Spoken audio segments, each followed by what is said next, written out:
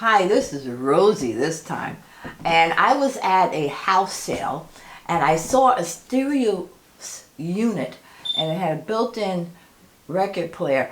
I didn't know what the heck I could do to get it out. At least I knew it had to get out because it looked so interesting. So I called my husband and he came over, dismantled, took the record player out of the console. So Ray, is this salvageable? I mean, can we do anything with it?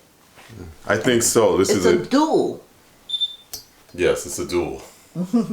It's a dual 1015. I just finished restoring a dual 1019, which is the bigger brother to this one.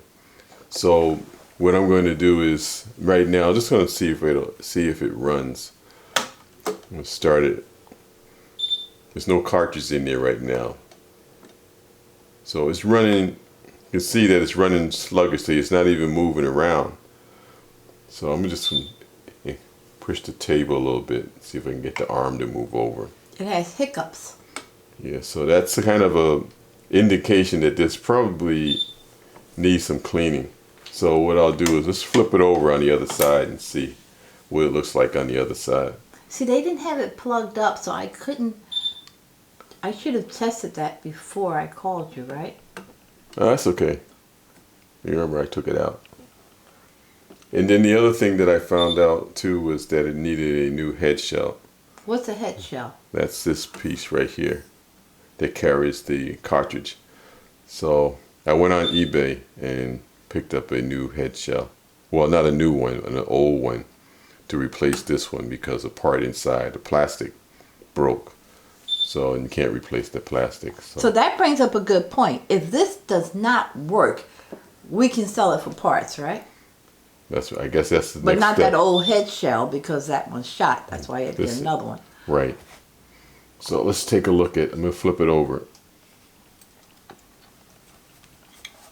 to the other side. And as you're doing this, tell me which parts could we resell in case it doesn't work. I need to be optimistic though. It's going to work. It's going to work. I think this will work.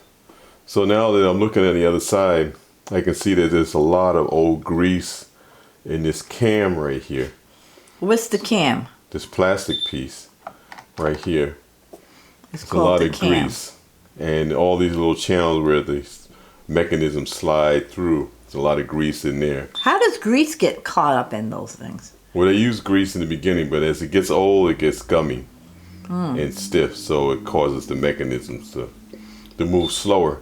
So right in here, there's a lot of gummy grease. There's a lot of gummy grease around in different areas. So what I'm going to do is I'm going to clean it off. I'm going to clean all of this out and I'm going to put in some fresh grease in there. I have some special grease. Now, how do you clean it?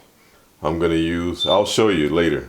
I'll do another video, but I'm going to take a cotton swab with some alcohol at the highest rate that I can get. I have 91% alcohol. So I'll use that 91% alcohol to clean these pieces out, and then I'll put a little bit of the grease. Now I won't put as much grease as they put in here.